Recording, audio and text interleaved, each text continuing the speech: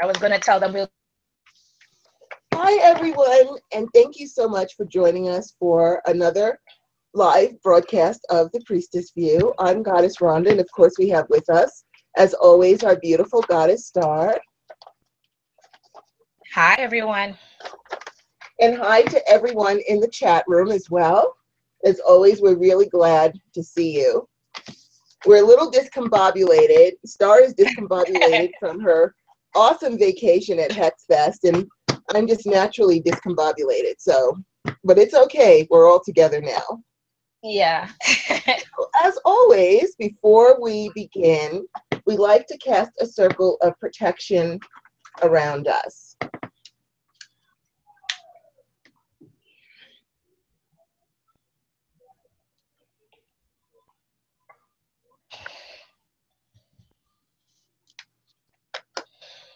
All hail, our lords and ladies of the East, our brothers and sisters, our brother and patron, the sacred element of air. Namaste.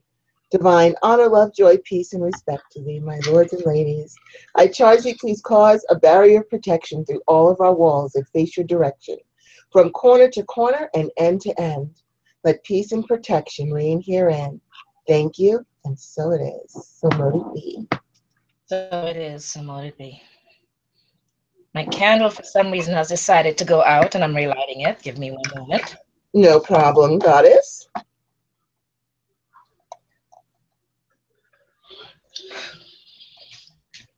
All hail, our lords and ladies of the South, my brother and patron, my brother and sisters, my brother and patron, the sacred element of fire. Namaste. Divine honor, love, joy, peace, and respect to thee. I charge you, please cause a barrier of protection through all of our walls that face your direction, from corner to corner and end to end. Let peace and protection reign herein. Thank you, and so it is. So mote it be. So mote it be. All hail, our lords and ladies of the West, our brothers and sisters, our sister and patron, the sacred element of water. Namaste. Divine honor, love, joy, peace, and respect to thee. I charge thee, please cause a barrier of protection through all of our walls that face your direction, from corner to corner and end to end. Let peace and protection reign herein. Thank you. So it is. All hail, our lords and ladies of the North, my brother and sister, my sister and patron, the sacred element of earth. Namaste. Divine honor, love, joy, peace, and respect to thee. I charge you, please cause a barrier of protection through all of our walls that face your direction, from corner to corner and end to end. Let peace and protection reign herein. Thank you, and so it is. So mote it be. So it is. So mote it be. And we now bring down the divine white light from the sacred source of all well-being and fill all of our spaces with peace and protection always. So it is. So mote it be. So mote it be. No, I want to write a song, Goddess Star.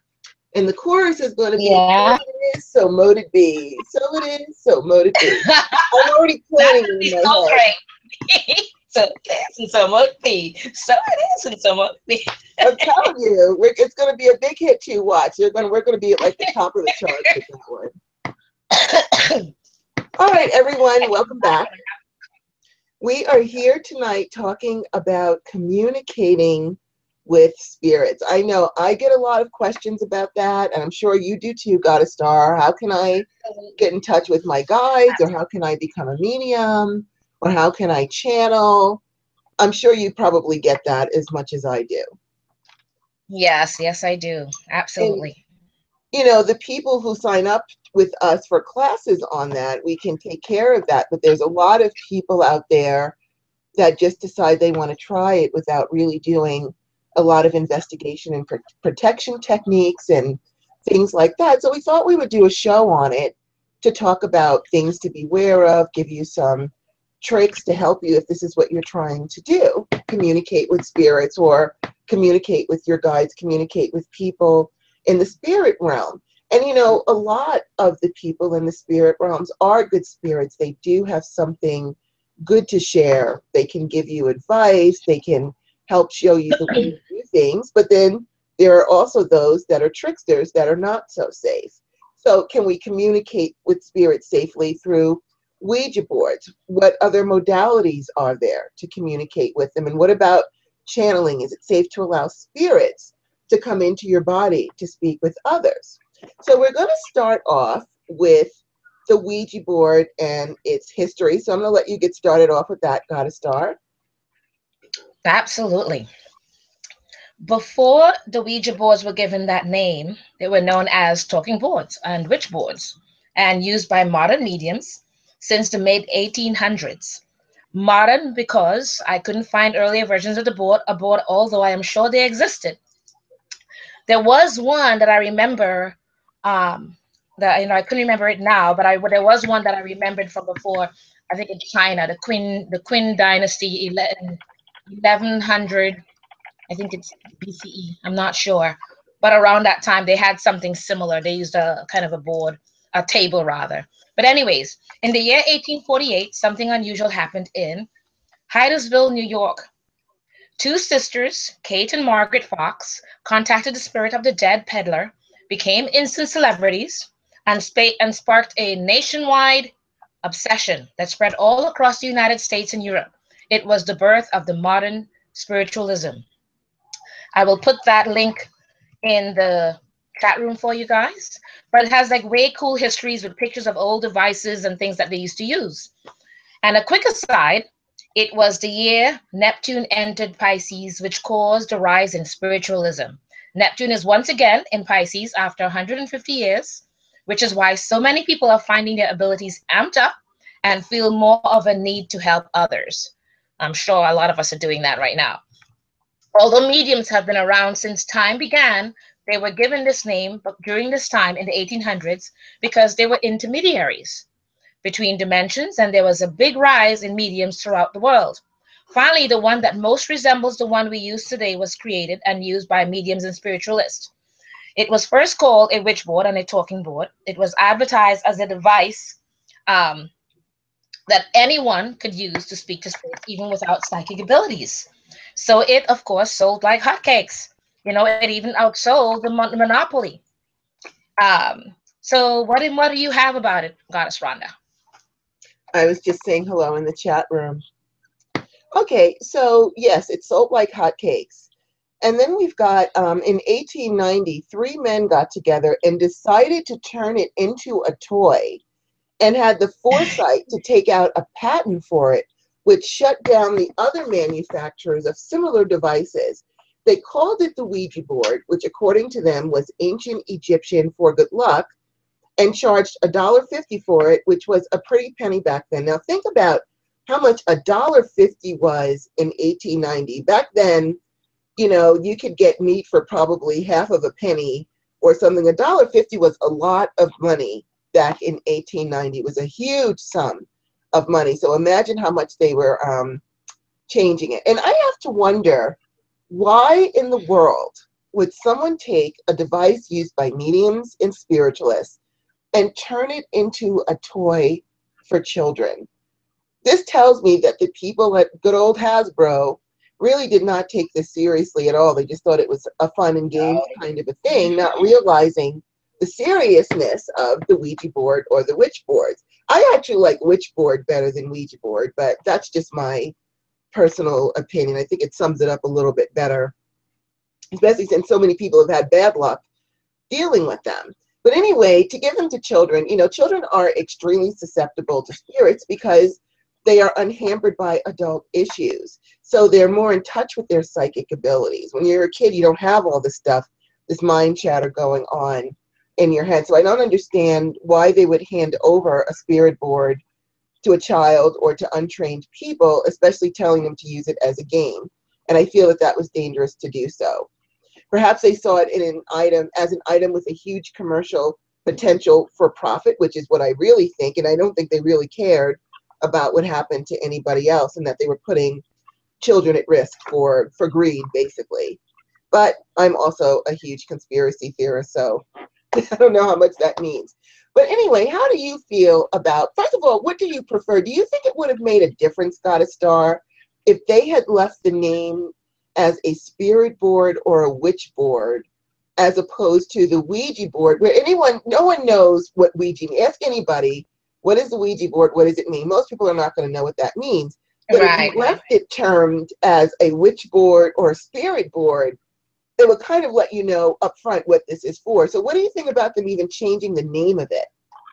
Well, I think they did it to make it more open and susceptible to everybody, and make it more not susceptible, acceptable. Mm-hmm. Because all they did, Ouija just means yes, yes. French, oui, and ja in German, yes, yes. So it just means yes, yes. So they kind of took it and said, okay, we'll just give it the name yes, yes, and everybody would think it's okay to use it.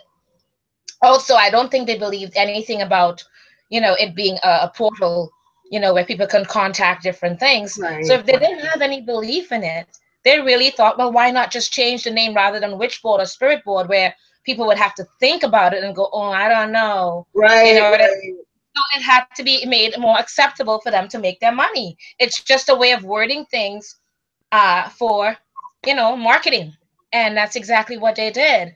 But it didn't take away what it meant. But it also, in modern times now, it's taking the word Ouija, and it's no longer meaning yes, yes. It means something more. It means really spirit board and witch board to people now, because that's how they view it. Although I have to say, in general, honestly speaking, a lot of people don't believe that it is still, they're still in that mindset of, oh, it's just nothing. It's not as evil as the movies or whatever it is, because it's not really evil. It's a portal. It's just a matter of how you respect it, or rather treat it with respect and for what it is. And it should not be in the hands of kids or adults who do not know and respect it for what it is. Because we know adults too that treat it like a toy, or teenagers that treat it like a toy, not just children, and they misuse it. And a lot of things have happened to people over the years, with different stories we've heard. So, I'm not surprised at what they did with it, because they wanted to do marketing. What do you think? I think that you are absolutely right. In fact, they to even make up the fact that to even make up the fact to make up the name saying it's Egyptian for good luck, Right. that's just flat out lying. And if you're willing to lie about that, then I'm sure there's other things going Yeah. on with that as well. Yeah.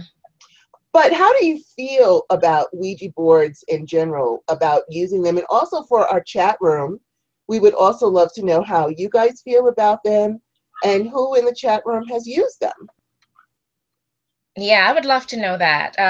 In general, for me, I actually have no feeling about it. If I'm going to use it, which I've never really, I've taught it. I teach a class on it, and I've used it respectively, but not very often. I've just used it a few times, and I've used it with great respect, and I made sure to close it off, and tell them the time is over with that, and you go back to your realm and all the different things. But you do have to treat things that you don't know about with respect. And unfortunately, by them making it the name that it is and making it more acceptable, they took away that part of it from people.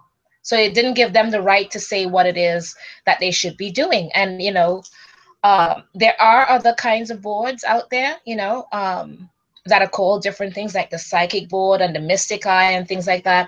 And they are smart people. They actually do a whole ritual. They have a ritual prepared in the game, in one of the books, to tell you to respect it, and here you this is a ritual that you do, for it. I think to respect it. So it's just, I think, I don't know, I think just treat anything like that with respect. What do you think? I agree with you 100%. I don't think that you should, if anything, dealing with other realms and the spirit, Yeah. unless you know what you're doing, or at least you're Yeah. taking the time to research and figure out how to do it properly. I don't think that you should do it. I really don't. But that's, my opinion. I know there are very brave people out there, and a lot of people do think and look at it as a toy, but it really is not a toy. And you It's really really not. should, if you're interested in doing it, you really should get some information on how to protect yourself carefully before you Yeah. start inviting, strangers. Would you invite a stranger off the street inside of your home if you just saw a bunch of guys walking down the street? Would you say, Yeah. hey, come on in, let's chill out and watch TV? Of course not. You're not going to do that. They could be axe murderers for all you know. This is Right. no different. You're inviting strangers into your home. And they're even more insidious because they don't have corporeal bodies that you can kick out. You know, they can go and hide somewhere and wait for you to go to sleep or something. So if you would not allow strangers to just come into your home and have a seat and you just sit and chill out with them, not knowing anything about them, then don't just grab a Ouija board and start bringing spirits into your house and you have no idea who it is you're bringing in there. That's a big mistake. I like that analogy that you brought up, actually, because that is one of the best analogies by saying you wouldn't invite a stranger in because you're like, beware of all of that. So yeah, why would you go ahead and do that with a Ouija board? It makes no sense at all. It's even Exactly. worse. Exactly. And so anybody in the chat room, please let us know how you feel about Ouija Let me see boards. if anybody says. Okay. We've got two chat rooms going. Goddess Star is monitoring one, and I'm monitoring the other one. Okay, yeah. Well, let's see. Fallen my path angel. She said she bought first a Ouija board from Toys R Us back in the early 90s. But she's never. Once I realized what it was and respected it for that, the oracle part of it disappeared. That's interesting. Then the board, never used one since. That's interesting. I think that's really great, and she loved your analogy as well, about that. Describing about inviting a stranger in. But it's good that she respected it for what it was at the beginning. But it's interesting that certain parts of the board disappeared, and of it disappeared, and then finally the board disappeared. That's interesting. That is interesting. And then we've got in our other chat room, let's see, we've got Carl saying, can you contact family with the Ouija board? Yes, you can contact spirits that you're trying to reach, but you have to make sure that the person who responds actually is that person, because anybody can pretend to be your Uncle Harry or your Aunt June. It could be anybody. Yeah. Vicky Washington says it's not a toy. Carl says, I know. And Fa Beauty says, my friends used it when they were younger. We've got Carl. Well, this is moving very fast, so just bear with me because this thing keeps flipping. Carl says, I just moved to an old house and I feel like someone is watching me or something. I've never played the Ouija board, but it's weird. And every day he wakes up at 3:15.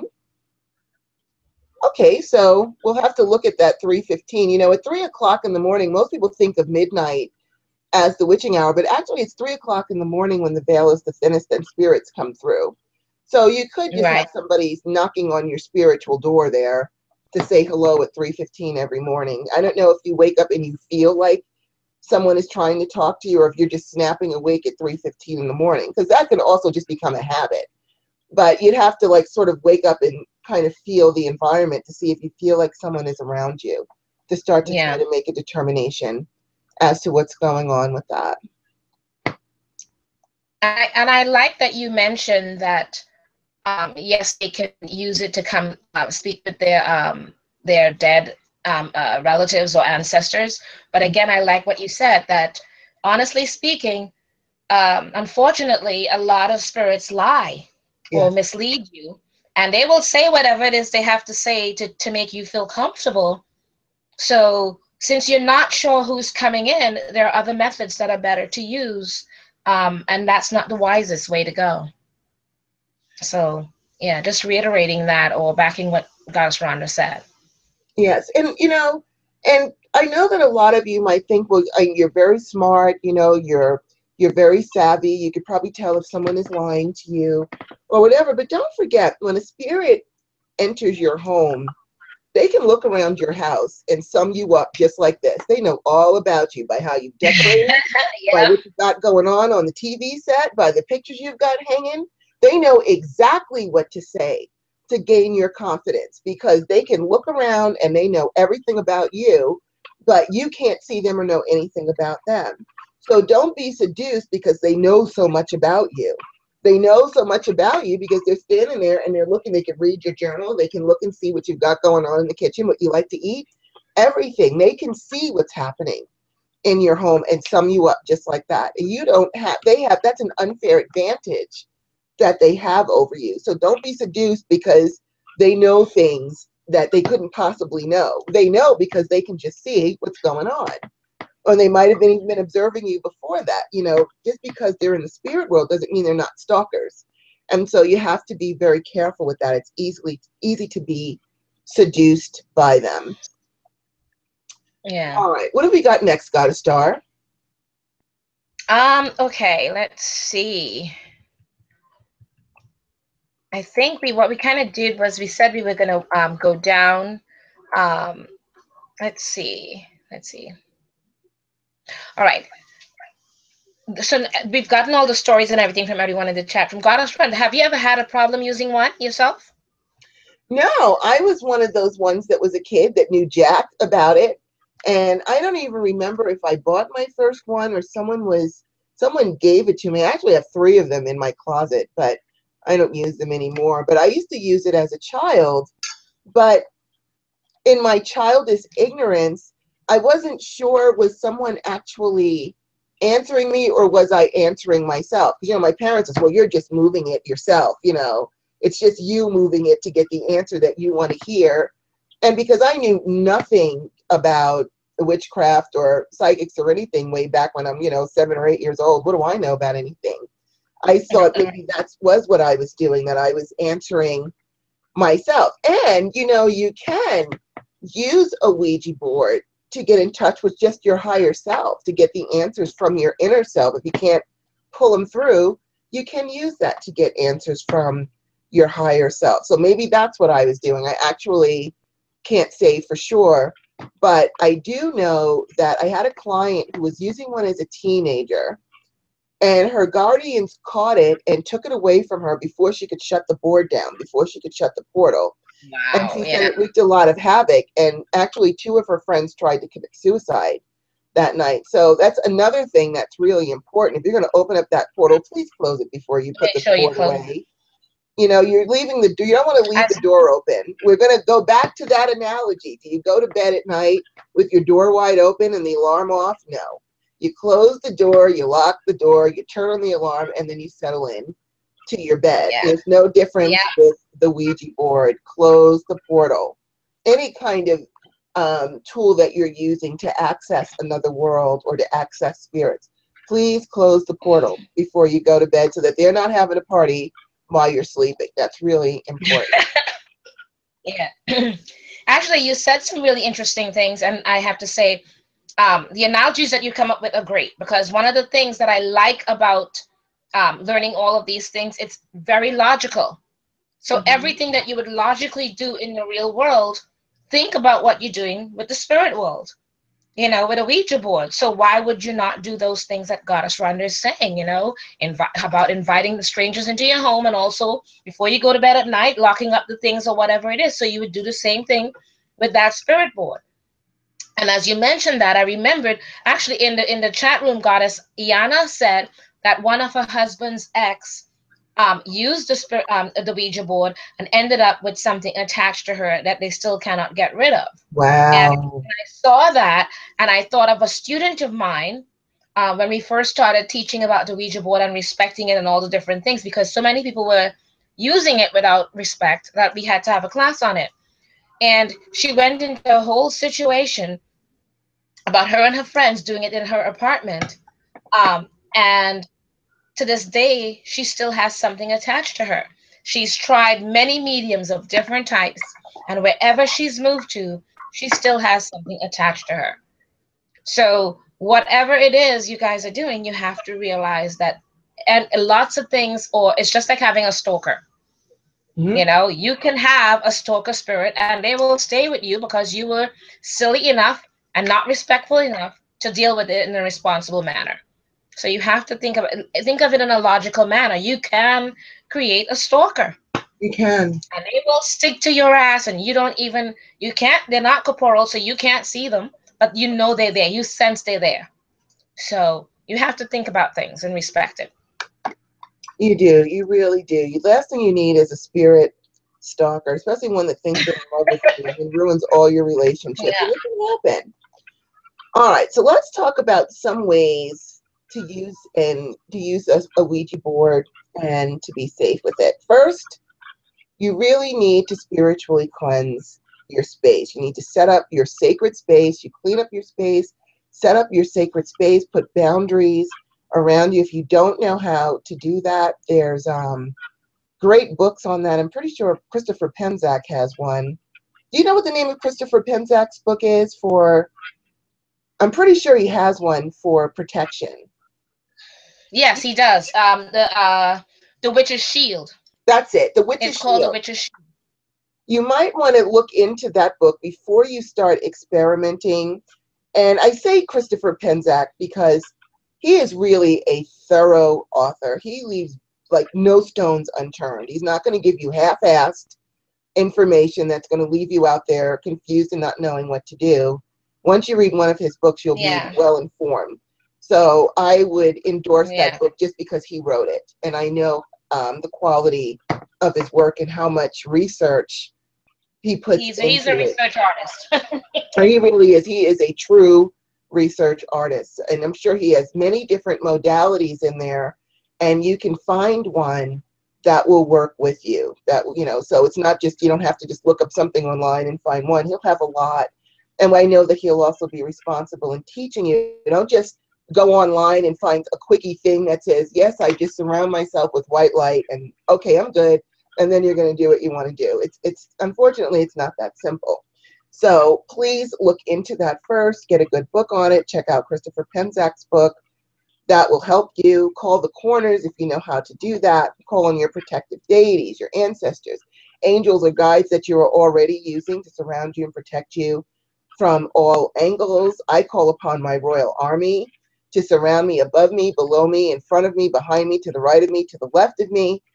And they surround me. I mean, we've got all kinds of tools that we can use to set up wards and protections around us to make sure that we are safe. So please go ahead and do that. You can use cloves or dragon's blood, incense that you have empowered with your intention for protection. Adverse energies, they hate cloves. I don't know why, they just hate them.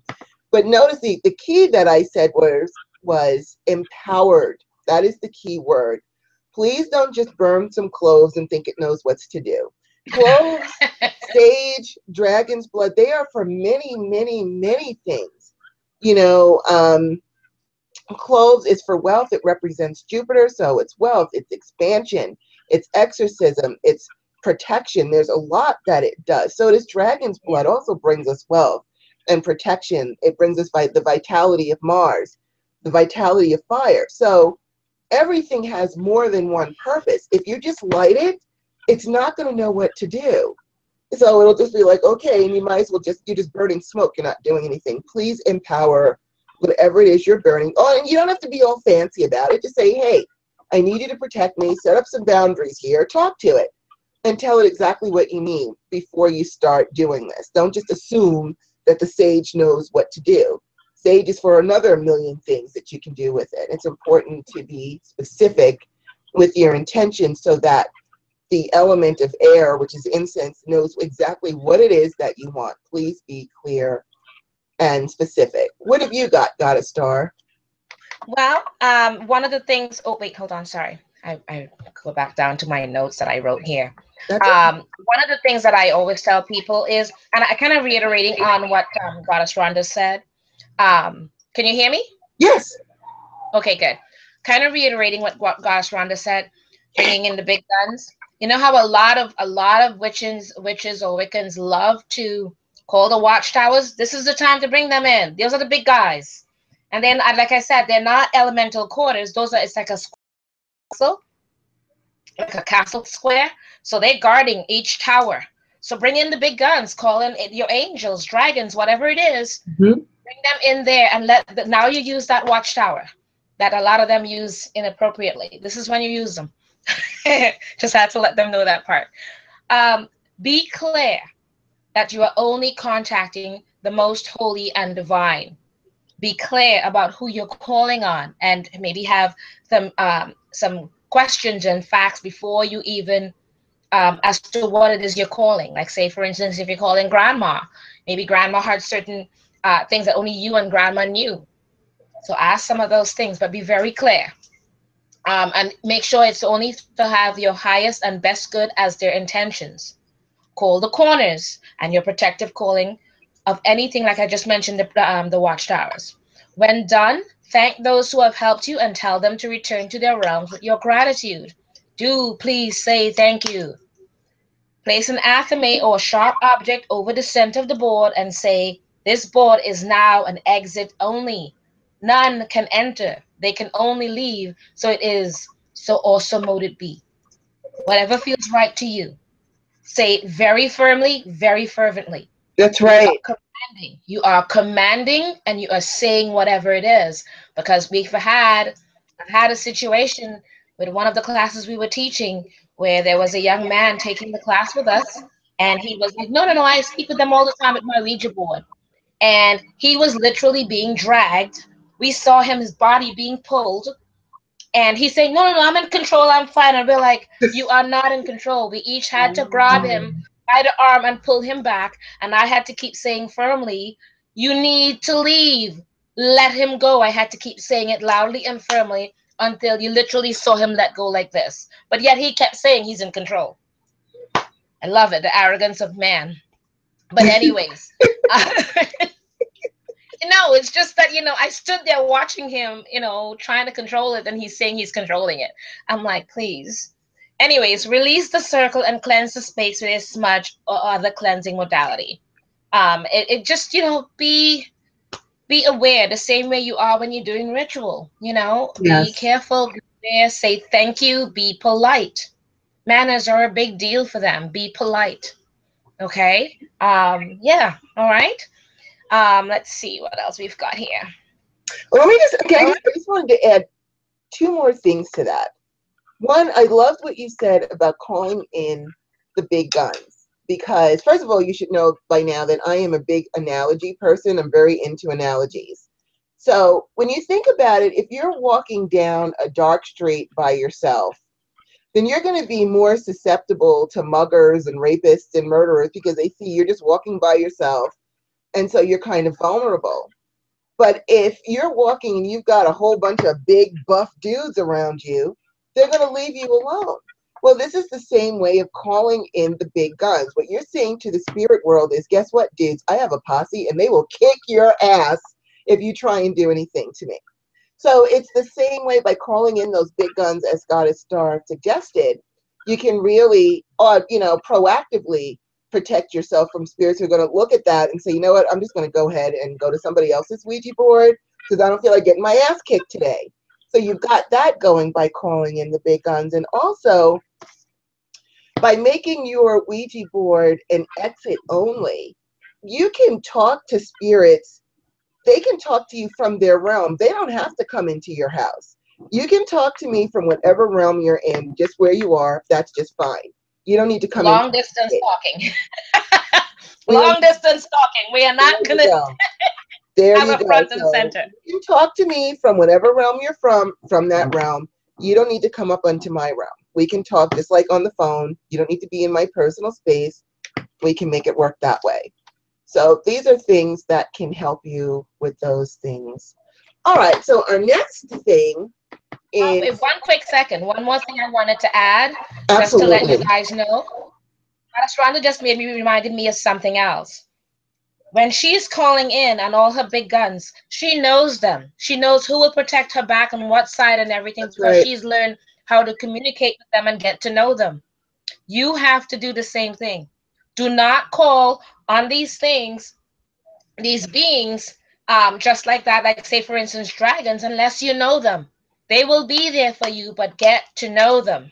Work with them. Don't just come in there and say all of a sudden now you're bringing them in and they want looking at you like, who are you? Kind That's of a thing. You right. have to respect and learn how to work with them, okay? All right, just let's go.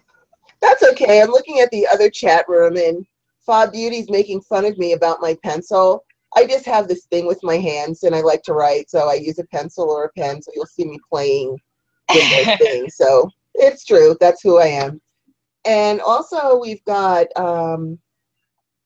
Vicky, who says, I love my big gun team. You go, Goddess Vicky. That's right. You need that big gun team to help you out. Absolutely. Let's talk about channeling, because channeling is another modality of bringing spirits through. The difference is that instead of the Ouija board, you're the Ouija board. The channelers, they bring the spirits through them. Now, channeling spirits is actually really popular. There's a guy, Abraham and Esther Hicks, that have made millions from channeling a spirit. I don't remember who it is that they're channeling. They're channeling somebody, or the wife is, and who gives his messages out, and they've made a fortune just by doing that. And there's other people too. There's a lot of well-known metaphysicians that have made their mark by channeling certain entities who will come through. And I've got a link for that from the Discovery Channel, Discovery News, that talks about it. They have an interesting article about how channeling actually shuts down certain areas of the brain to assumedly allow spirits to take control. This is a scientific experiment. Scientists injected experienced mediums in a trance state with a radioactive tracer and checked it 15 minutes later. And they said specifically, and I quote, activity decreased in 6 areas, including the left, forgive me if I'm not pronouncing this correctly. I'm definitely not a medical student. Hippocampus, the left anterior cingulate, and the right superior temporal gyrus. I don't know what those are, but the fact is that channeling shut them down. The parts that shut down while the spirits move their hands are areas normally involved in actively writing, concentrating, and processing language. So these areas were shut down so that the spirit could come through and use the hands to write, or use the hands to speak and process the language. Similar trends showed up in a previous study of people who spoke in tongues. Both groups shared the common belief that spirits moved through them to be heard.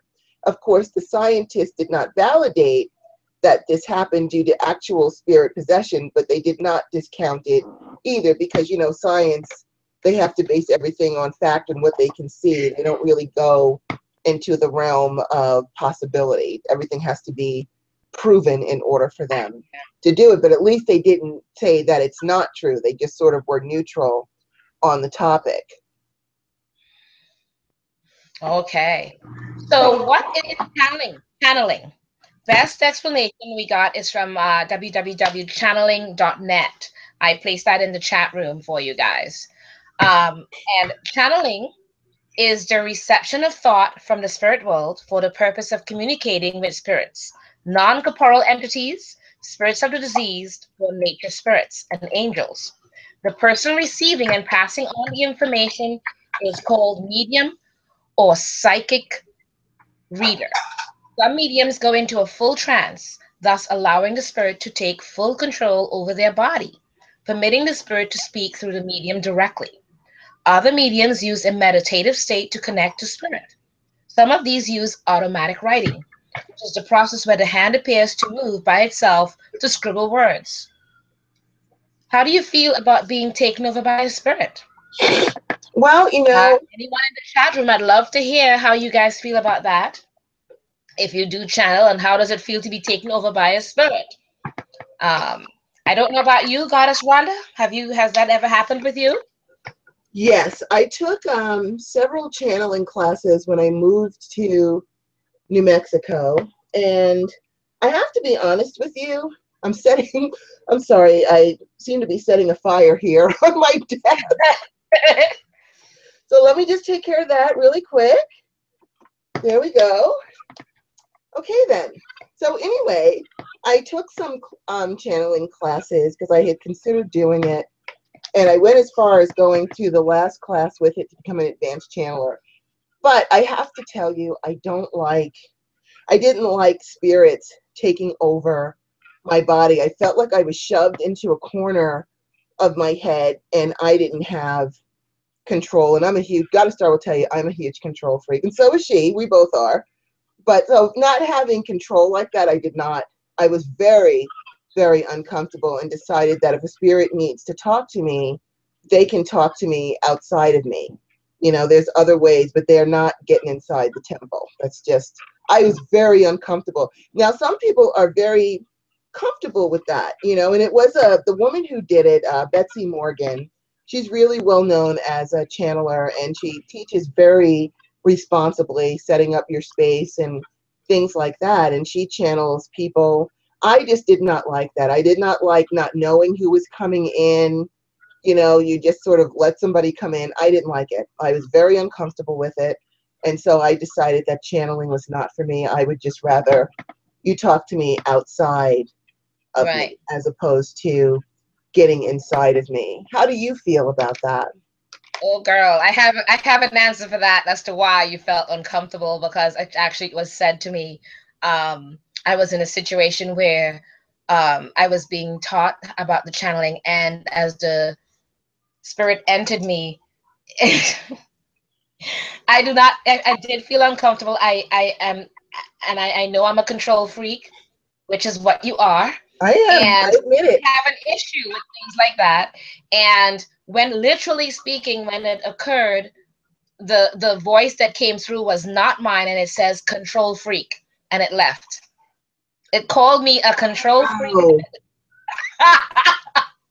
because I was fighting it, I guess, or whatever. And that's the issue you have. A lot of people who you didn't even know it, right? No. A lot of people who are control freaks, we have a hard time becoming a channel or a channeler, because we want to control every situation we're in.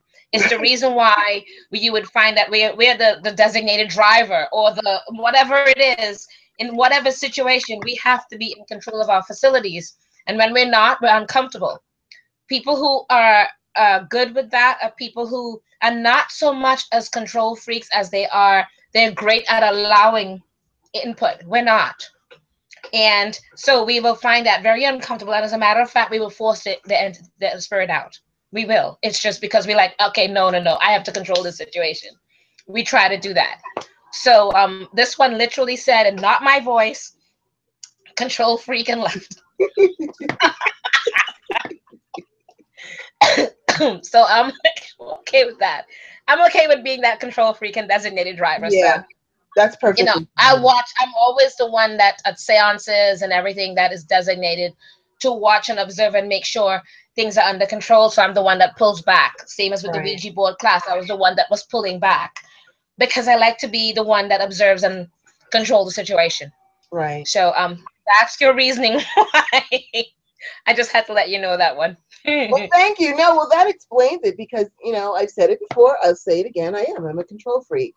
And so I don't like that. And I guess they probably knew I don't like that. And it's just best, you know, for me not to do it. But that doesn't mean that there aren't real, you know, legitimate channelers out there that don't have a problem with that. And maybe it's because the bigger ones like Esther Hicks, they're channeling one spirit that they know, as opposed to just channeling anybody. So maybe that makes a difference. I don't know. But either way, I don't like anybody jumping in me. Did we already ask the chat room if they had any experiences? Oh, I'm sorry. I think we did ask them, but let me see. I didn't check.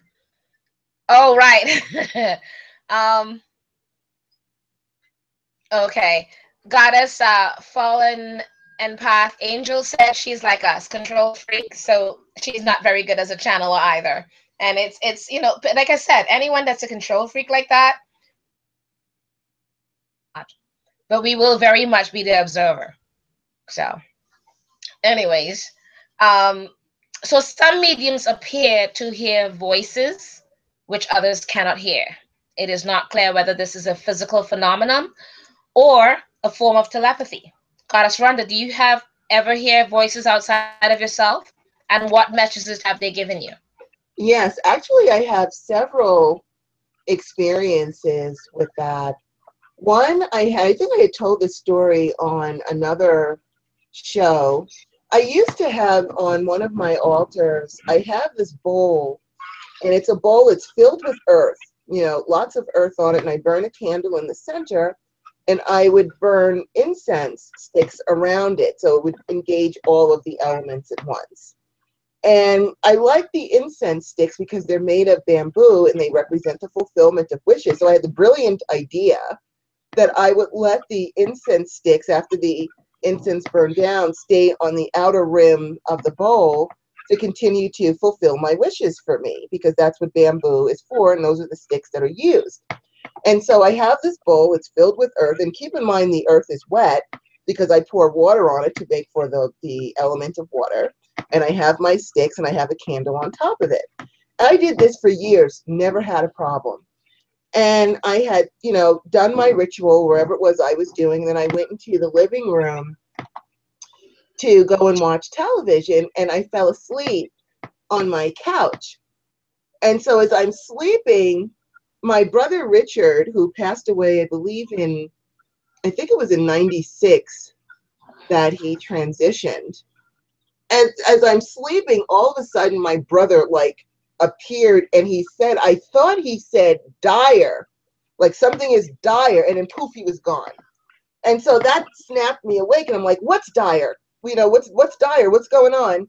And my brother was gone. He didn't come back, but I had heard him distinctly say dire. So I'm like, well, you can't just come in here and say something is dire and then not tell me what's happening. It's like 2 o'clock in the morning. I don't know what's going on. I'm looking around. Everything seems calm and peaceful to me. So I said, well, I'm just going to go to bed because obviously my brother's not coming back. Maybe I was dreaming. I don't know what the hell. So I go and get up to go to bed. And I went to go and get a glass of water because I like to have water by my bed when I'm sleeping. And as I go into my bedroom, the candle with the tea light, it's a tea light candle, was still burning on top of the earth from my ritual. Just as I walked past it, all the incense sticks went whoop. They all went up in flames. And this was on a cloth-covered table that if I had not been standing there, and I'm walking by with a glass of water in my hand, mind you, so I could I put it out right away because I had the water, just went just like that. If my brother had not woken me up and I stayed sleeping on the couch, this whole place would have gone up in seconds because that fire would have hit that cloth, which would have hit the carpet and the bed and everything else, my furniture, whoosh, gone. So my brother has come to me ever since he's passed away. He'll show up. I know if he stands between me and someone else, I know if something is wrong. But he has never spoken to me before. He will stand up, he'll show me a sign, he'll stand between me and someone else, and he's always right about that person. That's the first time he ever said anything. And I said, Richard, if this is the only time you ever speak to me, that was the best thing. You saved my life. So we had that going on. And then I had another situation at the end of my mortgage career that as I pulled into the bank, a voice distinctly said, you're going to lose your job today.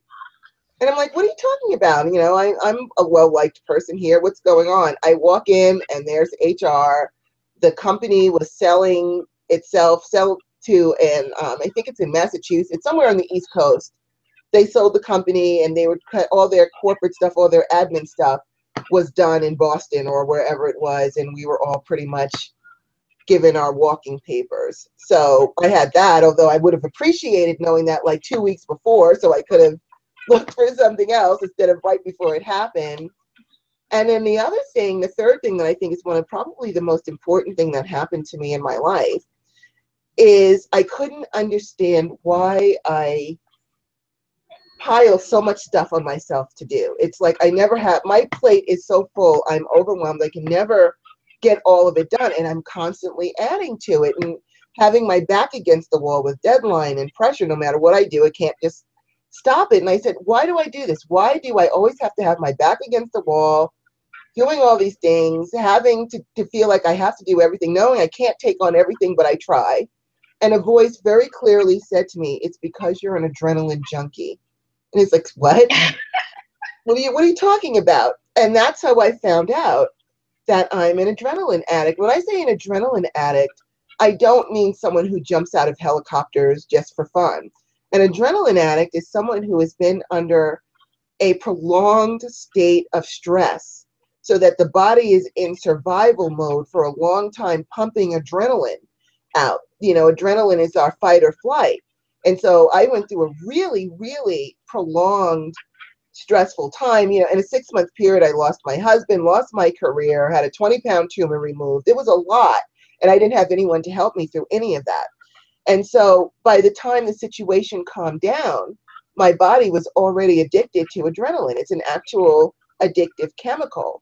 And so I became my own drug dealer. In order for me to get that adrenaline going, I had to keep piling stuff and piling stuff and piling myself up with stuff that I knew I couldn't possibly complete in time, but I would try to do anyway, or I would manage to get it all done, but at great cost to my physical health, because I'd be exhausted and, you know, mentally drained.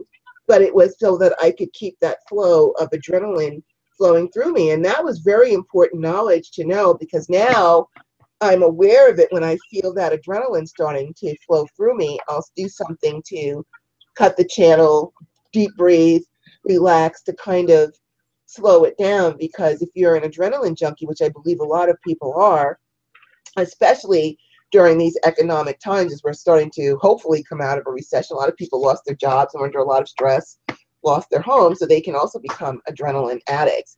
But the danger in being an adrenaline addict is the cortisol that is released with the adrenaline. Cortisol causes high blood pressure, obesity, belly fat, heart problems, all kinds of issues that can kill you.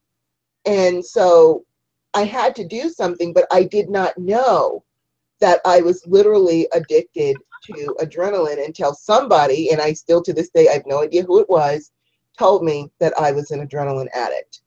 And I actually looked it up and found out that it's a very serious issue and things I could do to help myself. So that was probably something that has also kept me alive, because if I had kept up at that pace, by now I could have had a heart attack or anything. But now I'm aware of my body and I'll feel that rush. I still pile a whole bunch of stuff on myself. I just can't seem to help myself from doing that. But when I feel that adrenaline, like, oh my goodness, I've got 1 hour and I've got to get 20 things done, I stop and take a breath and break that cycle. So those are 3 occurrences that were really, really important that helped me. Not the one about losing my job. That would have helped me if they had told me that like a month ago, so I could have been prepared seconds before it. Yeah. But at least I was ready when I walked in the door. At least I wasn't dying of shock. But the other 2 things, I believe, literally saved my life. My brother saving me from the fire. And I realized he wasn't saying dire, he was saying fire. But I woke up, I thought he had said dire, but I realized he was saying fire. And then to find out that I have a medical issue, being an adrenaline addict, and, you know, avoiding the consequences, the adverse consequences that come with it. So those are my experiences. I've had other ones, but these were I think these were the ones that have the most impact. How about you? Have you ever had voices outside of yourself? I mean, I know you had one tell you that you were a control freak, but aside from that one, have you had anybody else? I know, right? Well, actually, when I was a little girl, I think I was about, I don't know, 10 or 11. I was visiting Trinidad and Tobago. And I think it was almost like deja vu. I know I had this conversation with you before.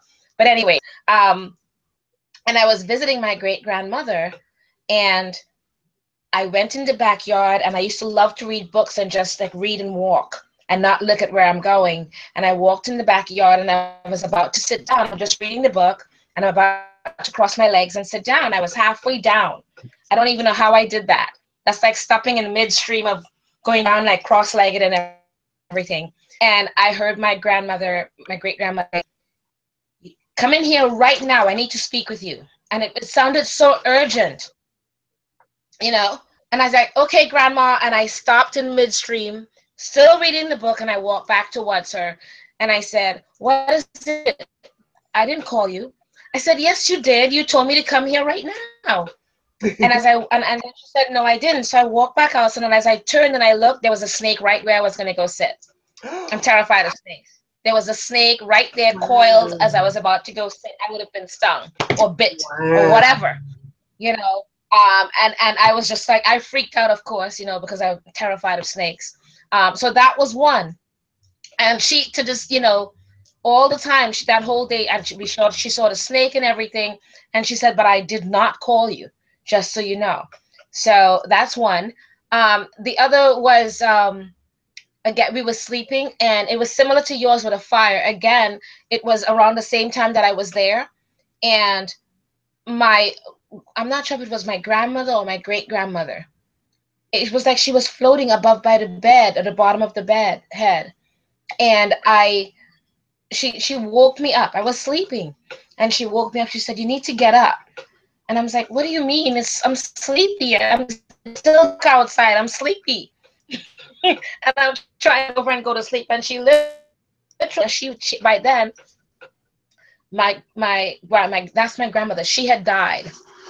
So again, I don't know how she was doing it, but she literally like took her foot, and so I fell on the floor, on the floor, and I got up, and I'm like, "Why did you push me off the bed?" And I'm arguing with her, and that's when I smelled the smoke. The house was on Oh fire, my and I goodness. was able to wake up everybody in the house, and we walked outside the fire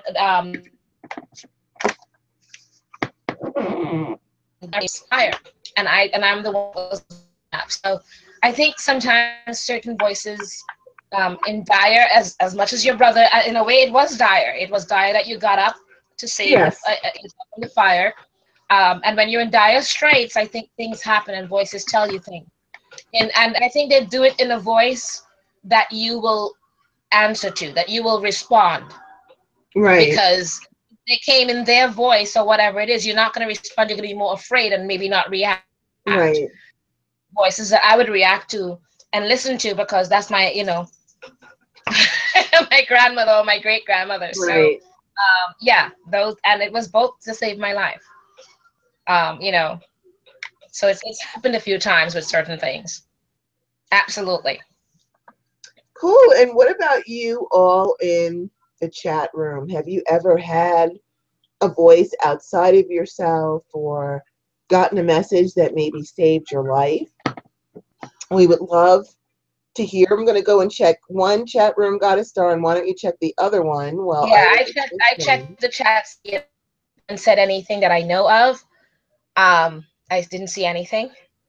Would love to hear from you guys.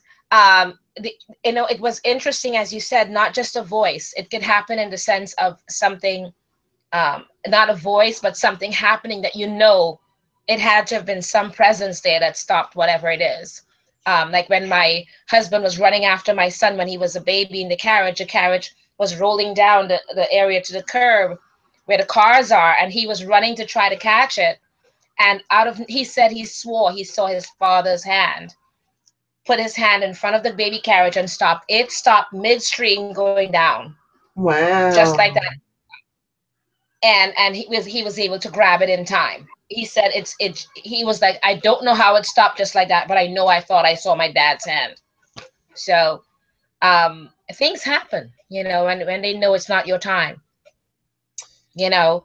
Oh, and, Right. and there's so many things I'm sure you guys could recall of different times that has happened to you, Right. if you really think about it.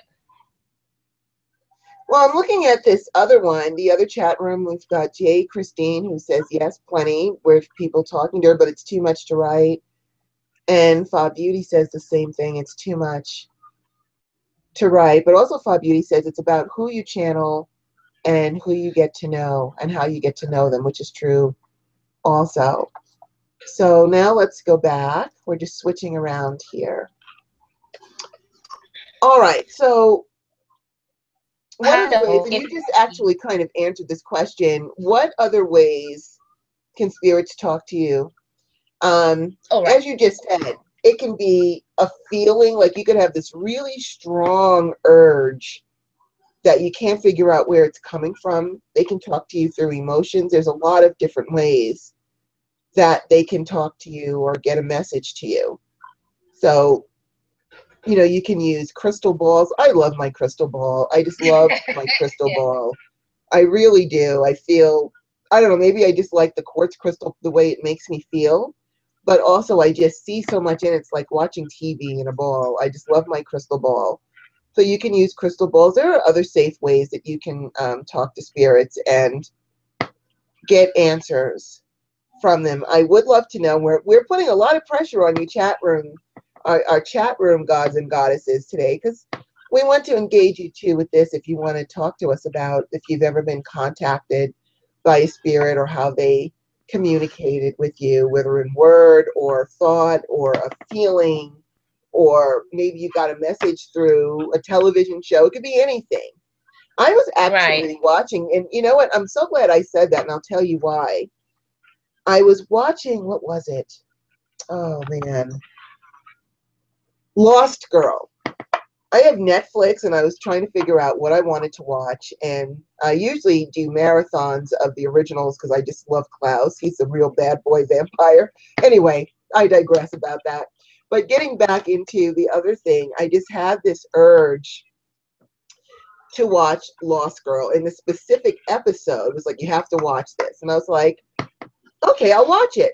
Now, keep in mind, I do it as Goddess Star. We do so many things trying to, you know, between teaching and priestessing and all the things that we do, it can be difficult for us to take our own stuff to the next level because we're so busy teaching and trying to do everything else that our own private studies. It can be hard to find the time to just have your own private session to read a book or learn something else. And even if you get a chance, you're so exhausted. At least I'm speaking for me. I won't speak for Goddess Star. If I get a chance, I can Yeah. be Oh so no, honey, exhausted. you're speaking for me too because that's exactly what happens. Yeah, you get so, it's like you can't even read the book, but you try and it's just like not making sense because you're so tired. But there are some things that I have really wanted to do to take to the next level.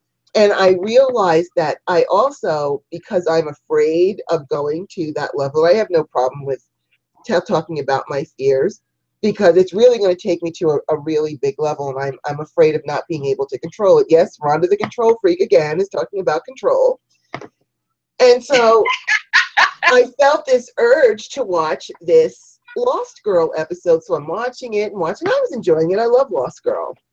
But there was a point where, I don't know if you're familiar with Lost Girl, the series. It used to be No, on. not. I don't think it comes on anymore, but it's about a sexual vampire, a succubus named Bo, who had no idea that she was a succubus. She just found out only by chance. She didn't understand why everybody she slept with died, and she would have to like run from place to place because she felt like she was a murderer. It wasn't her fault. They all died with a big smile on their face, but alas, they died. And so she would just jump from town to town running. She didn't know what was going on. And then she found out that what she was, and that she was part of the Fae community, and she got involved with the community. And they were trying to get her to take her skills further. And she said, no, I'm afraid I can't control it. And her mentor, who turns out actually to be her grandfather, Trick, says, it's not about losing control. It's about taking control of it. It's not about losing control of it, your power.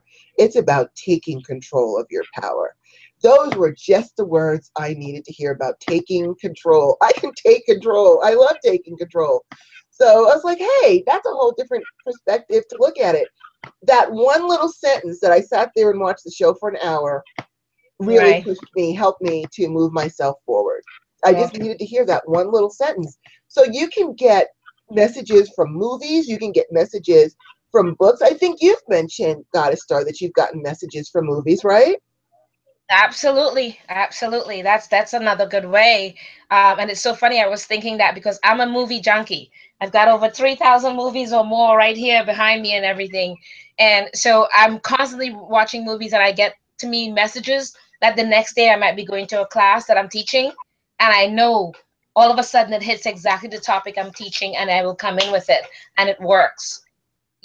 So messages can come from just about anywhere. And one of the things in the chat room, I'm going to call you Fallen Angel because it's Fallen Empath Angel, and I can't say it all the time. So I'm going to call you Fallen Angel. I hope you don't mind. Goddess Fallen Angel said, mine is more of an empathic thing where adrenaline would suddenly dump in my gut if something bad is about to happen. Mm-hmm. Yes, that's something warning you. That's a spirit doing it in whatever contact way that they can. It wasn't a voice. Anna says it wasn't a voice, but my stepdad would have me ride in the bucket on the front of the tractor, and I fell out going downhill. I don't react very fast. I remember looking up and seeing the tractor coming right at me. Then it rolled by me instead. That's really interesting. Wow. And of course, anytime it's anything detrimental, things like that would happen. Again, Fallen Angel said, I don't know if that's a spirit per se or just one of my many gifts. I think it's a combination of both. What do you think, Goddess Rhonda? I do think it's a combination of both. I really do.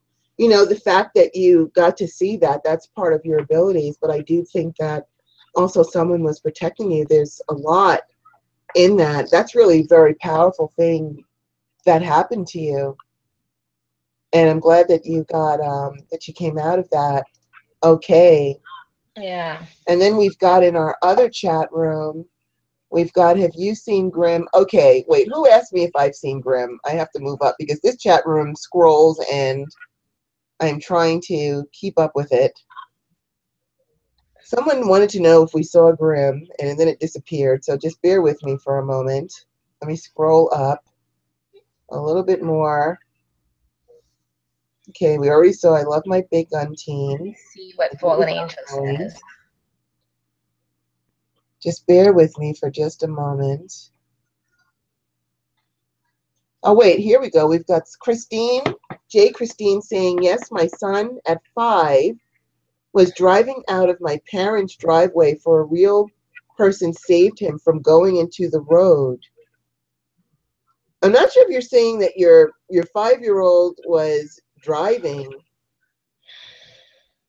Well, no matter what happened, someone saved her 5-year-old. A spirit, it looks like, came and saved her 5-year-old. And then, oh, here it is. Fob Beauty goes, have you seen Grimm? Yes, I love Grimm. Grimm is one of my favorite shows, and I do believe that doesn't exist. I personally have seen them, so I know that they do exist. And then we've got Christine saying dimensions are very intertwined, and a certain kind of time travel situation can happen absolutely. Now that's interesting, Christine. We'll have to do a show on time travel through journeying because I kind of like that. That resonates with me, so we'll take a look at that. But getting back to where we were on our list, we've talked about channeling, hearing voices outside of ourselves. Okay, Goddess Star, you're up next. Yeah. So how do you know if you're being tricked? If you're not being tricked? While there are a number of talented, genuine channelers with a good connection to spirit, some are not actually connected with the entity they claim to channel. Instead, they have been fooled by lower astral beings who pretend to be an angel or another higher entity. Messages from such entities can be identified by observing what they promote. If it is the ego, often given the receiver messages that make them feel proud, the message is more likely to come from lower realms and should be dealt with greatest caution. Goddess Rhonda, what do you think about that? And what do you in the chat room think about that as well? Well, you know, I was reading that and I can't remember what, this was actually part of an article that I was reading, and I don't remember which one it was. But I don't know that I necessarily, I mean, I understand what they're saying. If you've got a spirit, you know, trying to pump up your ego, or promise you riches if you talk to them, or things like that, or say they'll make sure that you're irresistible to men, or something like that, that's probably a trickster. Oh, but yeah. I also don't necessarily believe that it's only a bad spirit or an adverse entity that would try and pump you up. You know, if a good spirit, and this is just my opinion, if a good spirit senses your self-esteem has crashed and they give you messages of why you should be blessed by saying you're so beautiful, or you have a great family, or your health is good, or reminding you of things to be grateful for, or telling you how wonderful you are from all you've achieved and how you pulled yourself out of the fire and made it through the other side to boost you up, that can actually be a good message. You know, it can help with your highest and best good. If you're down on yourself, it can help to raise up your self-esteem, bring back into focus all the many blessings that you have, all the wonderful things that you can respect and admire about yourself, instead of just focusing on the one or two things that are bringing you grief. So that can be a good thing too. I guess it all depends on how the message is presented. If it's presented with, you know, false promises of, oh, you know, you're so gorgeous, I can make you even more gorgeous and make you even more irresistible if you just hang out with me, or they're making all kinds of promises and things like that, then I would say that's probably someone who does not have your best good in mind, because they're trying to manipulate you through flattery. But if they're talking to you and saying, you know what, I see that you've been down on yourself for some time now, and I just want you to remember that you're really fortunate because you've got a roof over your head, and you've got food, and your children are healthy, and, you know, they've got clothes on their back, and you've got transportation, and you've got a job, and you've got all these wonderful things. I think that's not someone trying to trick you. I think that's someone who's actually trying to remind you of all the wonderful things that you have and all the wonderful things that you are. So I guess you would have to really look at the message, listen to the message, and make a determination. Does it sound like superficial flattery, like someone's just trying to get on your good side? Or does it sound like someone is really trying? I guess, you know, if you're a woman, I can't speak for guys. I can only speak for us goddesses. But if you go out to a bar and you're sitting there and some guy walks up to you and it's like, hey, babe, you're just the finest thing in here, you know, and blah, blah, blah, blah, blah. You know that that guy's saying this because he wants to get in your pants at the end of the night. You can just tell by the way he swaggers up to you, you know, and blah, blah, blah, blah, blah. And you're so great. You look so good. You need to come home with me. You know that he's just full of shit and he's trying to get into your pants, as opposed to a guy who walks up to you and shows some real interest, asks you how you are, wants to know your name, maybe talks about having coffee with you the next day, not trying to get in your pants or get you to bring home.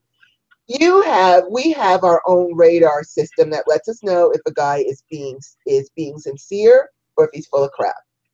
This is the same thing. You have to look at that message, take off the beer goggles, because sometimes, you know, people wearing beer goggles when they're drinking in a bar and something sounds good and then they wake up sober and they're like, oh God, what was I thinking?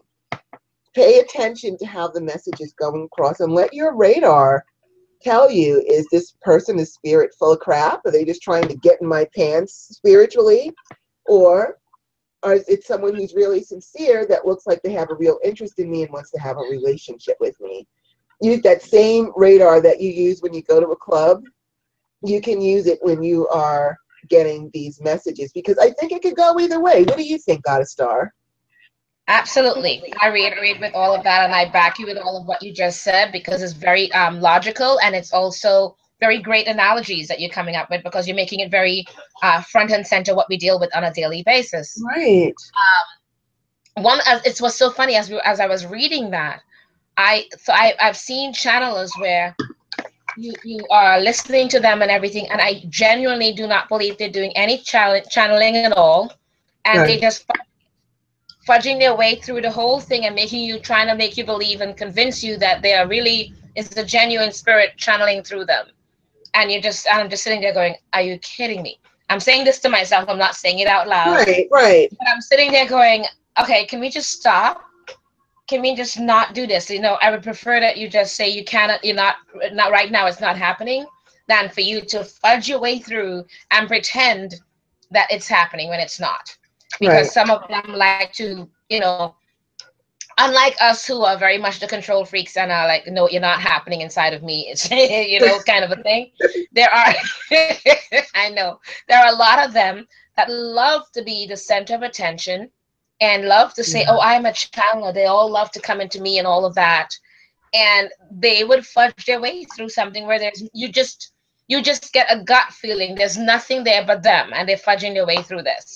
I've seen that happen for several times, and I'm just like, you know, I don't know about you guys, but I've seen it. I've seen that as well. I have. But you do have to look out for that as well, what I call the charlatans. And there are many of them, unfortunately. So just, logically speaking and being in general, the good guys from the bad guys. I mean, they don't wear black hats and white hats, as you can say, but you do have to pretend that you know what you're doing in that sense. Not pretend, but you know what I mean? Pay attention to what's being said to you and how it's being said, so you can kind of garner that knowledge as to, okay, this is not seeming genuine to me, or this is not coming off as someone who's genuine to me in any way. So, just be logical about everything and think about things in a genuine sense of what goes on in the real world. So that's great analogies. And I wanted to add to something that you said when you were talking about the charlatans up there, because I've seen that too, and I know that they're full of crap, but you can't just stand up and tell people they're full of crap in front of all these people. You're sitting there going, can I just leave? It's like, really, really, come on. But you brought up something that's really important. I just wanted to touch on it for a minute. We talk about empaths and empaths being these wonderful spiritual beings that are here to help people, but there's good and bad in everything, and there are the darker aspects. I don't want to say darker because that makes it seem like dark is bad, and there's plenty of good in the dark too. So I'll just say there are adverse empaths out there that will use their gifts to be con people, where instead of them feeling how upset you are and genuinely wanting to help you, they will read how upset you are and figure out how they can use it to capitalize on it. So they can feel what you're feeling and know what to say to make it sound like they're channeling something, but what they're really doing is they're tapping into your energy and reading it. So you've got good psychics that are going to be here that are going to help to really guide you and help you and that sort of thing. But there are also those psychics that use their abilities to take advantage of people. I honestly believe that con men who manage to build people out of millions of dollars are empaths who learned how to read these people.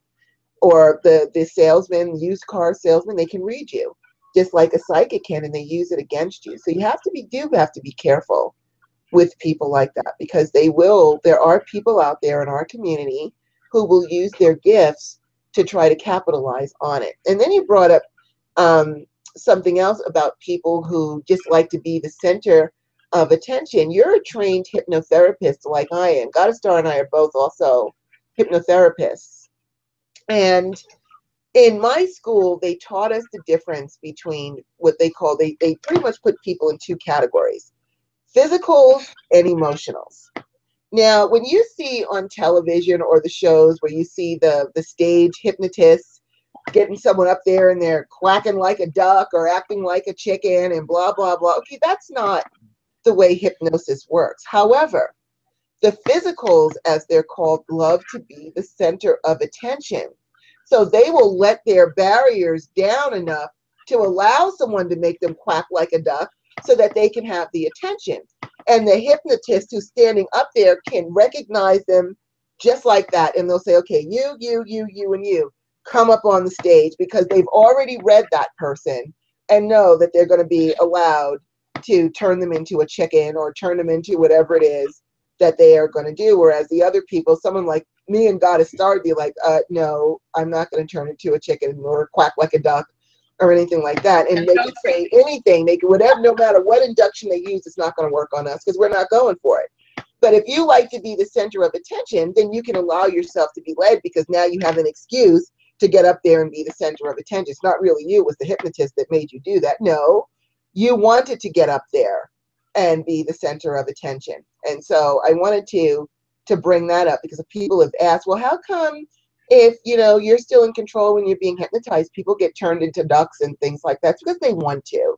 And you can tell the difference between an emotional and a physical, because the physical person is the one that just can't stop talking or stop moving. They're always got to be doing something. Whereas the emotional, which really, it shouldn't be called emotional, they call them the emotionals, but they're the ones that really keep everything inside, the introverts. You've got the introverts and the extroverts. And I'll tell you a quick way to tell the difference. The way to tell the difference is if one of your friends goes off on vacation and you say, hey, how was your vacation? What did you do? And they've got 25,000 pictures. Oh, look, we did this and we did this and we went on this ride and we went on this restaurant and we went on the stagecoach and we did all this and look at this picture and I'm going to put it on YouTube and we got all these things and you'll be like, oh my God, I'm so sorry I asked you, because they're going on and on about their vacation. Whereas if you ask an emotional, hey, how was your vacation? They'll say fine. Well, what'd you guys do? Oh, you know, we saw some sights, had some fun, went to a restaurant. And then they have nothing else to say. They So gotta draw it out. People up there making fools of themselves, acting like ducks and chickens, it's because they want to be up there.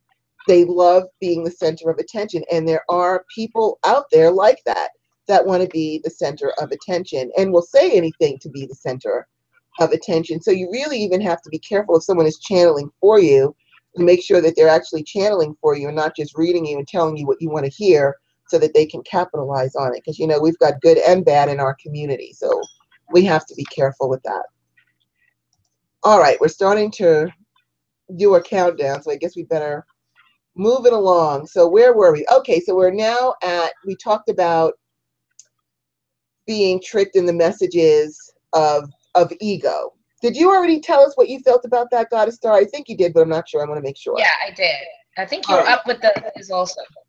Okay, so then we will move then on to the next one. Oh, and also, did you check the chat room? Check your chat room to see if anyone answered, because we did ask. Let me just check over here too. No one has. Okay, let's see. We've got over here, we've got J. Christine, who says, yes, I also know about the ego riders. Very well, I know the people they ride. A new lesson to see and know, and I need to learn how to avoid that. I don't like it. And then we've got a lot of money is being made to fleece the spiritually needy sheeples. Sheeples, I love that. Okay, so Jay Christine, I am putting you on notice that I am stealing your word sheeples, because I love that word and we'll be using it. What is it? Sheeples, like sheep and people together. Sheeples, people who are easily led. I really like that one. All right, so we've got that. And okay, so now we'll move on. I just want to make sure everyone is acknowledged. Okay, so now we're going to move on to the next thing, which is, it also says that if the message rather promotes a deeper understanding, forgiveness, and love, it is much more likely this stems from the higher realms or the higher spiritual beings. Goddess Star, what do you think about that? And what do you in the chat rooms think about that? That messages of love and understanding and forgiveness are from the higher realms. Yeah, I believe that it is, because it suggests that they also understand where it's coming from, or understand you a little bit more, because they're explaining and talking to you about understanding some things that you have had happen in your life. They've asked, telling you to forgive and move on. They're telling you about the love and all of that. So it sounds like it's more a higher realm of something that is telling you all the things that you need to know for you to move on, because you they see that you're either festering in whatever it is, right, and it's not helping you, and you need to move on with it, and they're trying to help you with that. And usually that would be something of the higher realms, right. or even I've had people say not just a higher realm, but it may be that grandmother, or it may be that ancestor that's trying to talk to you as well. Because I was reading again, Christopher Penczak, because you and I are great fans of him, because again, he's such a great research artist. I've never met an author that so researches his subject really well. But in the book, The Mighty Dead, he talks about all the many different types of realms of people that we have that have moved on and transitioned, and that we could learn from. So there are so many ways that they can help you, that maybe in some ways you not necessarily channeling them, but you can learn to work with them and learn from them. It's a wonderful book that you need to pick up and read. Really read it thoroughly, understand it thoroughly, before you do anything, but it's very educating and enlightening, because it kind of touches on some of that whole thing here that's mentioned about the deeper understanding, forgiveness, and love, and the things that you can learn from the mighty dead with that. So I definitely think it's something that people should learn to think about and educate themselves about, just like with anything else, like we were talking about with the Ouija board. Really educate yourself on it and see where it can take you there, because it can be very helpful. Right. I agree. I do agree with you. Yeah. For What do you think? What is your thoughts on it? well, I do agree with you. And again, I think you have to look at the tone of the message and what is being put across to you, because there are um, spirits. Let's just say that you're with an abusive partner or selfish people who have harmed you, and you've got a spirit telling you, oh, give them unconditional love and forgiveness and blah, blah, Yeah. blah. You know, if this is the kind of spirit that feeds on your anxiety and your fears and your frustrations and your terror, then they're going to tell you to stay with that person who's abusing you and say, oh, you should just have unconditional love and forgive them and blah, blah, blah. Okay, so that to me is full of crap. You know, first of all, I don't, and Yeah. I've said this before, and maybe we'll have a show on it. I don't believe in unconditional love. The only unconditional love there is maybe between a parent and a child, because your child can do all kinds of things, but you're still going to love them. That I think is, you know, a parent-child relationship. Okay, even Yeah. that I have a hard time with. But as far as I'm just going to love you unconditionally, no. You need to earn this. You don't just get to have this heart. You need to earn it. And I'm not going to love you unconditionally. There are conditions to my love. You have to be good to me. You have to be nice to me. You have to respect me. You have to compromise with me. All the things that I'm going to give to you, I expect it back in return as a condition of Yeah. our relationship. And if you Absolutely. can't hold up your end of it, well, then this is, and good luck to you. I don't believe in unconditional love. So, and I actually have a friend who is going to this, who she won't listen to me, who is in, I'm talking, a series of nightmarish relationships with crazy men who just treated her like dirt, literally, just with no respect or anything. And she kept telling me that her guides were telling her that she needed to show them unconditional love and forgiveness. And that's why she was in this position, because she had to learn unconditional love. And I'm like, no, those are spirits that like to feed on your terror, on your degradation, and all the other things that you're going through. And they want to keep you in that position because it keeps you feeding them. You're their food.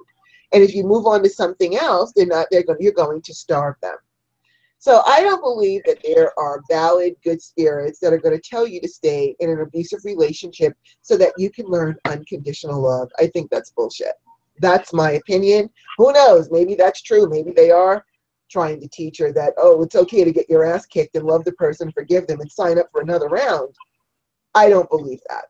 So I think it all depends on what the message coming across is. If you're in a relationship that is harming you, or in a position or something that is harming you in any kind of a way, emotionally, mentally, physically, spiritually, whatever kind of way, if it is harming and hurting and hindering you, and you've got a spirit saying, oh no, you should just stay here and be harmed and hindered and hurt so that you can learn unconditional love, tell that spirit to kiss your ass and walk out of that relationship, and don't ever talk to that spirit again, because that person is not in your highest and best good.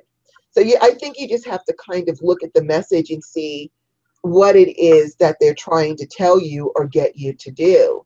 You know, if you're a heroin addict, and now you're like, you know what, I'm tired of being a heroin addict, I want to get help, and you've got a spirit saying, oh no, you need to stay a heroin addict because that's going to teach you about addiction and all these other things. Okay, that's not someone who's here for your highest and best good. Because when you overdose and you die, that spirit's going to move on to another heroin addict to try and get their food from them. So I think you really need to think again. It's all about interpreting the message and paying attention. Does this message make sense? Is this message going to help me or harm me? If it's going to help you, then, you know, okay, give it a little credence and give it a little bit more of your ear. But if it's telling you to stay in a horrible situation that makes no sense, I think that that spirit is a negative energy vampire and trying to keep you in that position so that they can continue to feed on you. Because when you're in that position, you're weak, you're vulnerable, you're feeling helpless, you're tired, you're drained, and that makes you easily malleable, and they can take full advantage of your energy. So you have to be careful of that too. Make sure that what they're saying actually makes sense. You know, if it is someone who's saying, listen, you know, you've been carrying a grudge against that guy in high school who punched you in the nose. You've been carrying this grudge for 20 years now. It's affecting your whole life. It's time for you to let that go and forgive yourself for being beat up so that you can move on with your life. That's a different message about forgiveness and understanding and moving on. That makes sense to me, because here is this person who's been stuck in grudge mode for 20 years, and in that negative state of emotion, it's harmed their life. So being told to, okay, let this go, forgive yourself, forgive them, let's move forward with this, that's not something that's harmful. But again, if it's someone telling you to stay in a harmful situation, if you were a drug addict 20 years ago with that same person and you're still a drug addict and you want to give it up, and they're like, oh no, you need to stay a drug addict for whatever reason, then you'll know that this is not the spirit that's got the best message for you, no matter how much they're preaching about forgiveness. I guess you have to just kind of put it into your own personal context. What do you think about that, Goddess Star? Absolutely, absolutely. But the only thing I want to add to the unconditional love part, you're so right about that unconditional love. But one of the things that you have to say, if you have to say that I have to learn unconditional love, that right away stops it. Because unconditional love, because it's only given usually between the parent and a child, that's given without even a question. It's not learned behavior or anything like that. It just is. Right. So if you have to learn, and I'm not going to learn unconditional love with another adult. There's no such thing. So to me, it's a reciprocal love, not unconditional love, with another adult. I'm not talking about your child that becomes an adult. I'm talking about that partner of yours or whatever it is. So no, if anyone or anything is telling you that you have to learn unconditional love with a partner, then no, that's a destructive relationship. Right. Because that means, again, like Goddess Rhonda said, anything can happen between both of you and it's okay. No, it's not. So if you think about anything like that in a logical manner, unless they came out of you, literally, not unconditional in any way. All right. So, in moving on, unless anybody in the chat rooms have anything just to add to that. Yes, by all means, if you want to add to that, let me check over here. Because on mine, there isn't anyone that said anything that I know of in my chat room. So. And we are going to, once we figure out this new YouTube chat room that I only discovered on our last show, then we're going to combine the chat rooms so that it's a lot easier for us to do it that way. And this one's a little bit different because it keeps scrolling and having a hard time keeping up with the scrolling. But let's see. Okay. Fa Beauty saying, this was fun, ladies. And J. Christine is saying, she saw a demon with huge, long yellow claws, small white feathers, and a horrible mouth and horrible eyes, 8 or 9 feet tall. And she says, choose love, not any fear. If you feel fear, it's wrong. And yes, that is very true. Actually, that kind of is a good segue into our next thing that we have going on here. Go ahead, Goddess Star. I believe you're up. Okay. So how do we know the truth? The most important thing is to consider the message being given. Does it make sense? If you are having a problem with someone you live with, and the message is that it is time for you to get your place, then that would make sense. Is it feasible? If you are underage or can't afford your own place, then at the moment, it might not be feasible. But it lets you know that it's time to consider ways to make it happen, and you can ask for guidance on how to do that. So in other words, it's being very logical. Right. Go ahead. Right. Logic Goddess Star and I are huge fans of logic.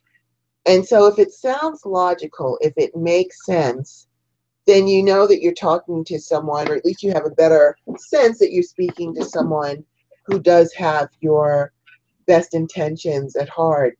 If you've got someone that's saying, you know what, you really deserve to have a cherry red motorcycle to zip around the neighborhood and so everyone knows how fabulous you are, and you're 12 years old, you can't afford a motorcycle, then of course it's not feasible. It makes no sense. But, you know, if you're 18 and you're looking for some wheels, you know, and you can't afford a car, motorcycle might actually be a better option because they're less expensive. Or maybe you could get a used one for a few $1,000s. You know, I don't know much about motorcycles, but you could probably get a motorcycle cheaper than a car. So being told to get a motorcycle if you're looking for a way to get around town and you can't afford a car, get a scooter or a bike or something that's going to give you a way to get around town, that makes sense. So you have to look at, you know, is it logical? Does it make sense?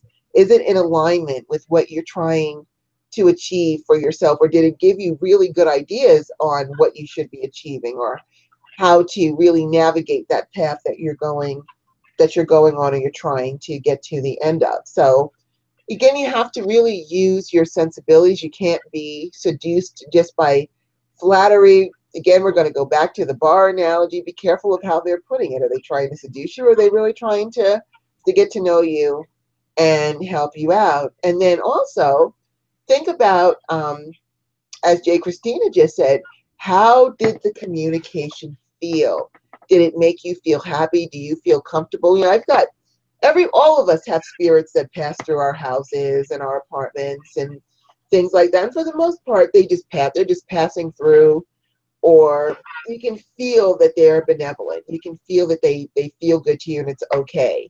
But if something comes through and you feel scared, or the message makes you feel creepy or it gives you chills, you know, your emotions are an excellent indicator. They're an excellent judge of character.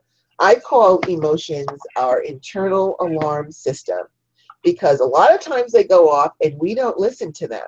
But then we think back and said, you know what, I had a bad feeling that I shouldn't have done this. Or, you know, I just had this thing, something told me that I shouldn't have gotten in my car today, and I did anyway, and I got into a car accident. So if you feel fear or creepy or uncomfortable or angry or sad, those are alarms going off inside of you saying, you know what, this communication is not in your highest and best good. Something is wrong here because it's not having a good effect on you, and your alarms are going off. So pay attention to your internal alarm system. I am sure that there have been occurrences in your life where you might have gotten a message or a feeling that you shouldn't have done something and you went ahead and did it anyway, much to your regret. I know that I've done it. I'm sure other people have done it too. So pay attention to your internal alarm system, because your emotions are an excellent way to determine the type of energy that you're involved with. I mean, you can even, I'm sure I've been around people that, like, you know, made the hairs on the back of my neck stand up. It's like, oh my goodness, what's up with that person? You want to stay away from that person because they creep you out. Again, the spirit world is absolutely no different than that. So what if you want guidance and are afraid to speak with spirits? Goddess Star, what techniques in our last few minutes that we have left would you like to share to help people to raise their intuition or figure out ways to talk to spirits if they don't want to use the Ouija board or things like that? Well, one of my favorite combinations of scents I use, usually essential oils, to stimulate and improve psychic abilities can be created from ingredients found at most grocery stores. You know, like placing an equal parts of bay leaf, cinnamon, and lemongrass into a small bowl and simply leaving this somewhere in your room. That combination of scents is interesting and subtle, and you inhale the aroma of this combination prior to meditation, or use this to assist in the intuitive or prophetic dreaming. You can use it right before going to bed for prophetic dreaming. You can also experiment with what works best for you, because some scents irritate rather, even though it's supposed to be helpful with in your intuition and psychic abilities. Sometimes it irritates some people. So what I'll give you is a couple of little ones that you can try, experiment for yourself, and see what works best for you. Or maybe some might be more higher vibrational sense that works best for you than another one. So here are some that I have used over the years. Ambergris, which heightens psychic abilities and may induce prophetic dreams. Anise increases clairvoyance abilities. Bay leaf, very, very good one, which stimulates psychic powers. Cinnamon, burned as an incense to stimulate spiritual power and psychic awareness. Frankincense is another good one, used to increase psychic abilities. Heliotrope improves psychic power. Honeysuckle heightens psychic skills. Jasmine is also very good and may induce prophetic dreams and stimulates the psychic powers. Lemon increases psychic awareness and improves concentration. Lemongrass I mentioned before, but that also provides clarity of thought, sharpness psychic awareness. Lotus leaves or flowers stimulate spiritual power. Magnolia flowers or magnolia leaves increases psychic awareness. Peppermint increases spiritual energy and heightens psychic awareness. Let's see, rose enhances psychic powers as well. And I think two or three more. Sage is good. Sage is used to strengthen spiritual energy. Sandalwood assists with spiritual awareness and growth. And vanilla increases psychic power. So that's a few of them. I could put them in the chat room for you guys and things like that. But they're very good like that. And some of them you can find in your regular grocery that you can try. So whether you use it as the in its herbal form or is in essential oil form, they're great for that. What do you think? I am totally with that. I love oils. I really do. I wear them all the time for different reasons. When I think that, but I'm also a gazer. I like gazing at crystals. I like gazing at stones. And so just by gazing at various kinds of stones, doesn't have to be anything fancy. Like I think I got this geode. I think I got it for like $3 somewhere. And if you see this little center point here, I like to gaze into that, right into the center. It relaxes the subconscious mind. It raises the intuition.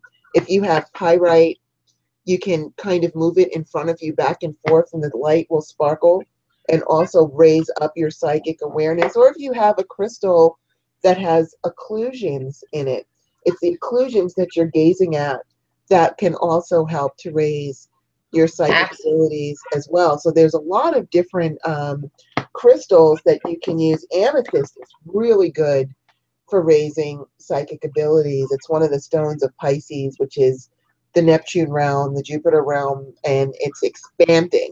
So you've got the amethyst represents Neptune, which represents psychic abilities, and Jupiter, which represents expansion, amongst other things. So it expands the psychic abilities. So if you can get just a piece of amethyst to gaze into, it doesn't have to, like I said, it doesn't have to be a big, giant, expensive piece.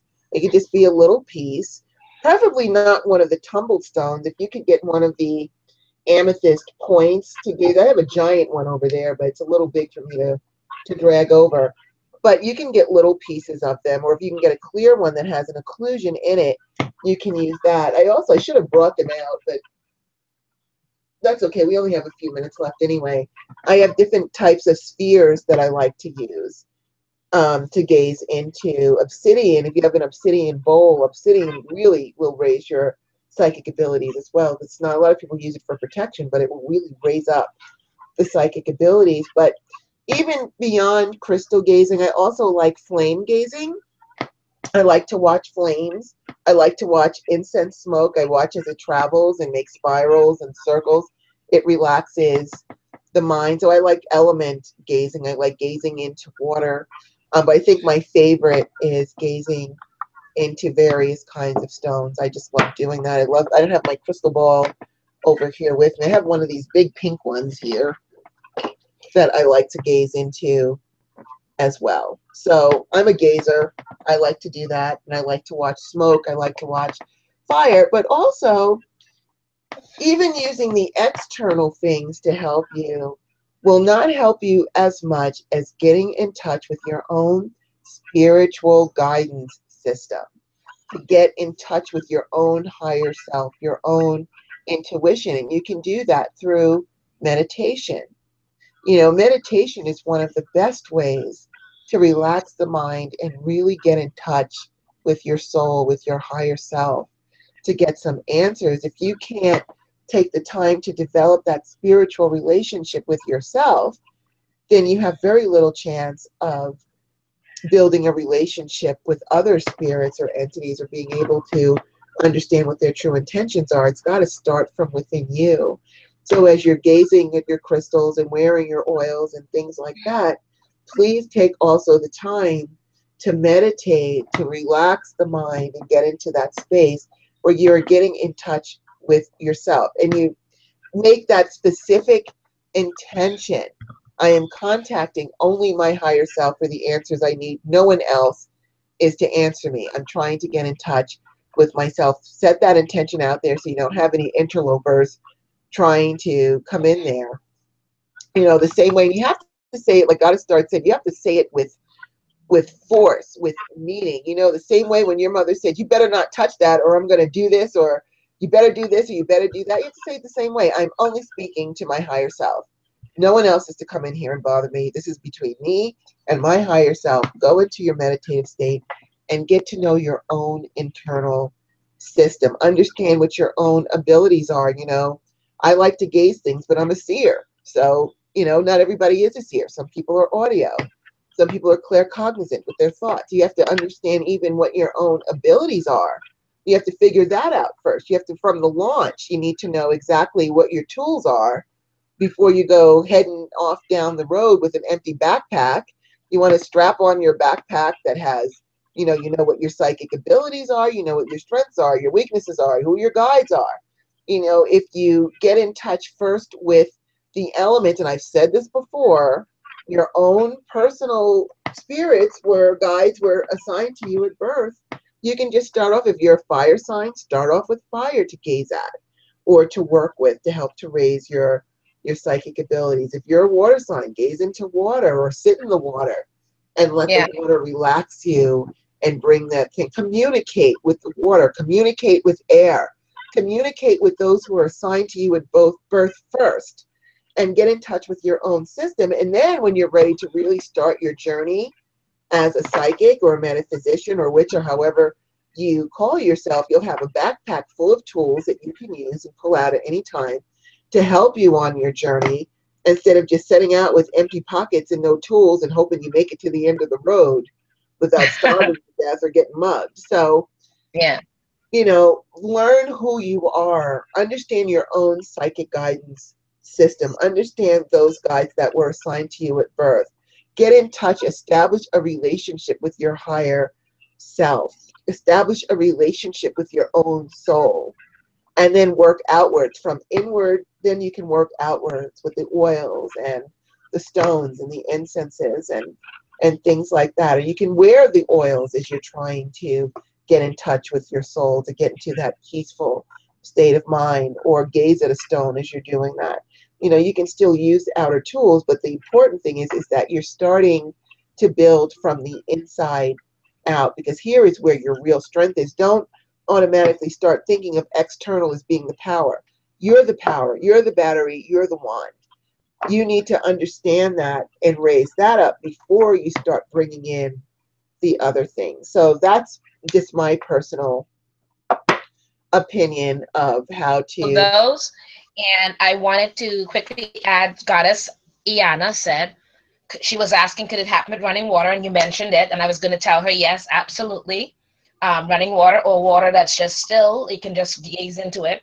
And Goddess Fallen Empath Angel said, I like to watch candles on fire too. I've learned how to read candle flames and their communication years ago. All of that is wonderful. Or you could even combine both.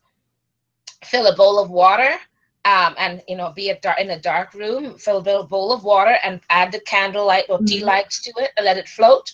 And you can use a combination of both. Whatever works for you, whatever makes you feel good.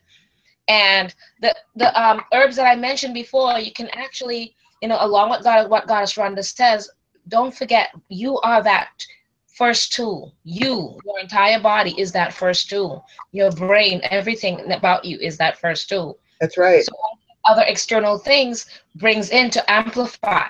That's all it does. And so when you take some of those herbs, yeah, you burn it to help bring in that nice scent, because human beings work on their sense of smell as well. Yes. The oil, put it on your temple and on your third eye. All of those things will help amplify, because that's where you literally put it. And it all combines and works. So those are great ideas, Goddess Ayana and Goddess Fallen Empath Angel. Those are wonderful thoughts. Yes, very much. And thank you so much for sharing those. Yeah, absolutely.